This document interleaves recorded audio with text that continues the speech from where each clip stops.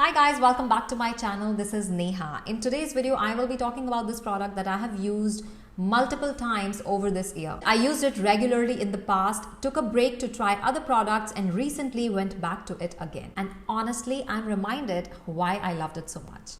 Now for context, my skin is sensitive, acne prone and reactive. It doesn't flare up with every product, but not everything sits well on it either.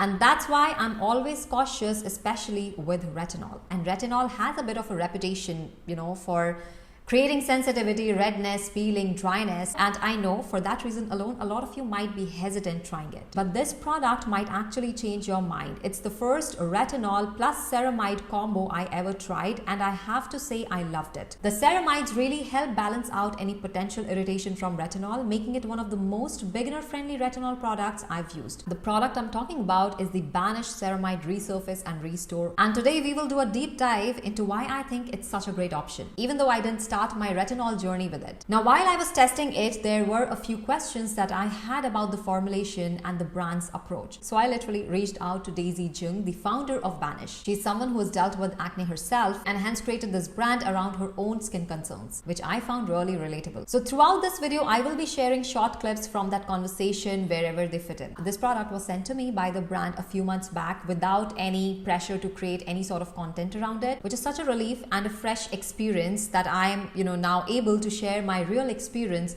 based on what I think, what I feel about this product. So without any further ado, let's get into it. So the product I'm talking about is the Retinol plus Ceramide Serum Resurface and Restore from Banish.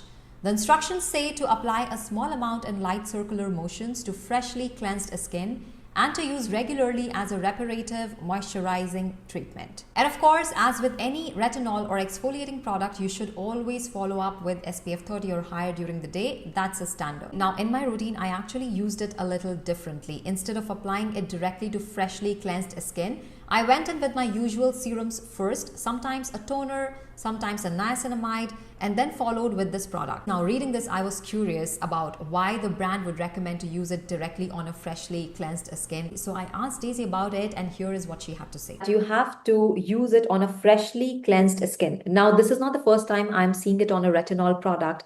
Even from other brands, I have seen this instruction many times. How do you see this? It says to apply on cleansed skin because it is not necessary to use the sandwich method in this formulation unless you are very, very sensitive and when you're starting out. When I tested this formulation first, I had no issues, no irritation, no dryness. So it is not necessary to use the sandwich method. This is because in the formulation, there's a lot of really hydrating ingredients like organic vegetable glycerin, hyaluronic acid, jojoba oil, as well as, some resurfacing ingredients like glycolic acid, willow bark, acid, just a tiny bit to really resurface the skin and get the retinol to penetrate. But what is amazing about this product is the type of ceramide we use, which is called glycosphingolipid. Different ceramides either attract water. This one is very different. I actually kind of drew a little picture of it, but the top part of the ceramide is a sugar part. So if you think about sugar dissolves in water, so it attracts all the moisture and water, but then the lipid part, which is the fatty part, which is like the motor that seals the whole skin together, that retains all of that. Like if you think of oil, if you think of like the moisture, it retains it. So it attracts the moisture, but it retains it. So it makes sure the moisture doesn't come out of the skin. So because of this particular ceramide combined with all the other ingredients, it's a very hydrating formula, very almost cooling to put on the skin. It's not greasy. It's very hydrating and gentle, but it also resurfaces and you get the best part of retinol in there. So you don't need to do the sandwich method.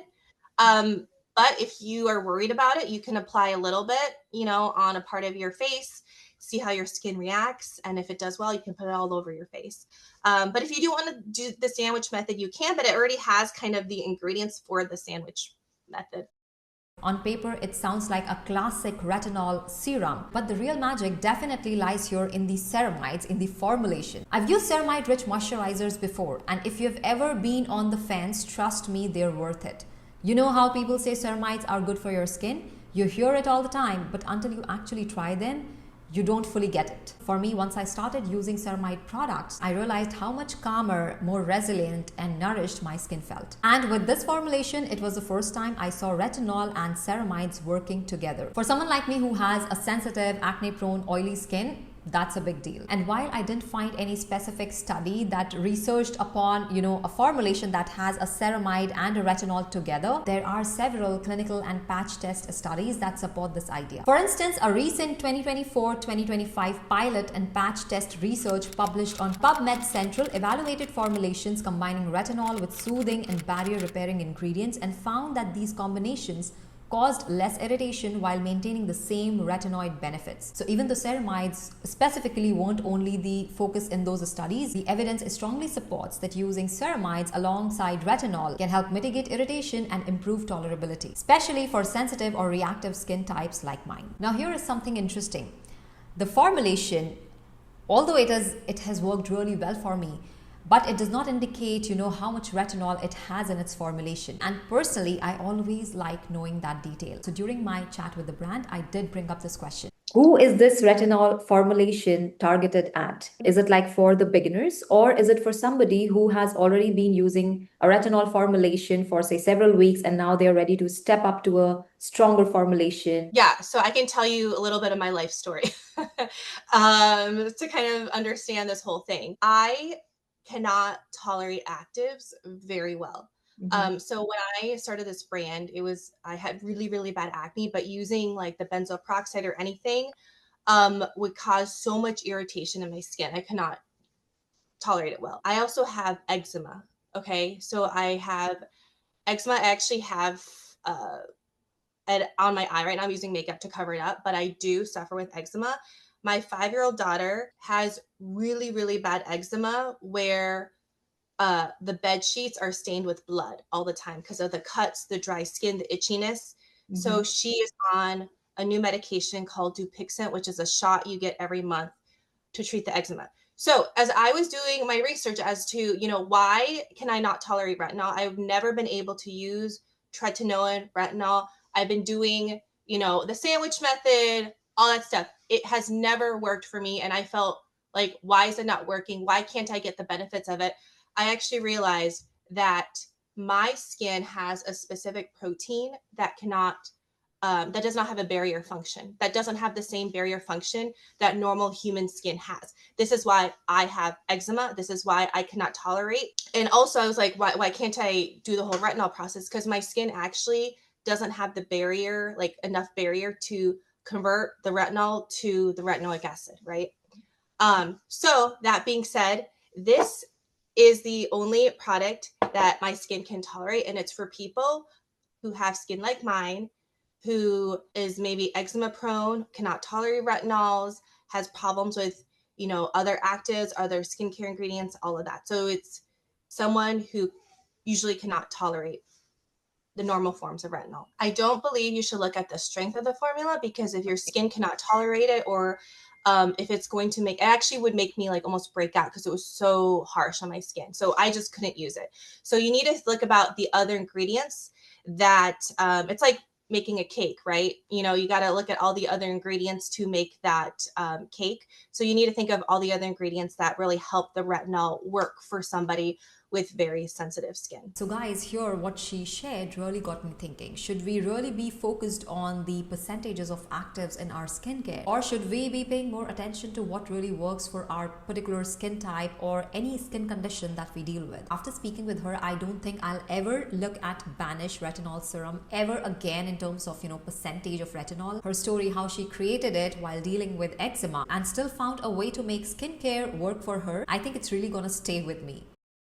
Now, from my own experience and what the brand has to say, I would say it does feel very gentle on my skin. It does feel like beginner friendly and not irritating at all. Even though I have been using retinols for over past 4 years, this one feels much more soothing. And I feel that's where the ceramides are making a big difference. You don't feel that typical dryness or irritation or peeling that usually comes with usage of retinoids, which makes it such a great option when you're new to retinols. Now, I have been talking about this product this entire time, and every time I read this word or every time I see this packaging, The product that actually pops up in my mind is the Banisher, their microneedling tool. That was my very first experience with the brand and it really stuck with me. Now, since I had the chance to speak directly with the founder, I didn't want to miss the opportunity to ask this question that I had personally been thinking about, that whether this retinol ceramide serum can be combined, can be used directly or immediately after using Banisher. Using something like retinol immediately after using Banisher, would you recommend doing that? For retinol, we actually launched 0.25 millimeter heads. I don't know if you got them, but we got smaller head sizes. So 0.5 millimeter is what comes in the standard kit. And 0.5 is for triggering the wound healing process in your skin for building up collagen. Since retinol is more like resurfacing, I would not recommend using the 0.5 yet. You can use the 0.25 head, which is a smaller head. That's really good for product absorption, right? Again, the skincare only works as well as it can be absorbed into the skin. So yeah, the 0.25 is great. I would actually recommend starting off just the retinol by itself. If your skin can tolerate that, then add it with the 0.25. So you're going to derma stamp your face and apply the retinol serum. And then definitely don't use vitamin C, the same time you're using retinol. And now I'm wondering, with this feedback, should I, the next time I go with my Banisher, which would be my 7th session, should I go ahead and use this or not? I'm not so convinced. I think I'll have to try myself to let you guys know if it can be, of course, the brand says yes, but coming from my own experience, I can only tell you after I have tried it. So I will keep it for my 7th session and I will let you know, guys. So overall, this has become one of my favorite retinol formulations that I have got another one for myself. When I first started using it, I really liked how gentle yet effective it felt. My skin felt smoother and bouncy. But after speaking with Daisy, the founder of Banish, I feel even more confident about continuing to use it and bringing it back into my regular skincare routine. But even if I hadn't spoken to her, I would still be using this product. But hearing her insights, especially the brand is coming from her own experience of dealing with acne. It's one of those thoughtful formulations that gives you 2 benefits in one, retinol and ceramides. So you don't even need to worry about pairing it with another ceramide rich moisturizer. You can continue using your own moisturizer. It's simple, effective and perfect for sensitive or easily reactive skin. So let me know in the comments if you've tried a retinol formulation with ceramide, or if you have tried this particular formulation, how has your experience been? Or if you have tried any other Banish product and what your experience has been. And as always, if you've liked this review, you found this helpful, give it a thumbs up, subscribe to this channel for more ingredient deep dives and real life skincare reviews. And that's all for today's video. I'll see you all in my next video. Until then, stay tuned, stay beautiful.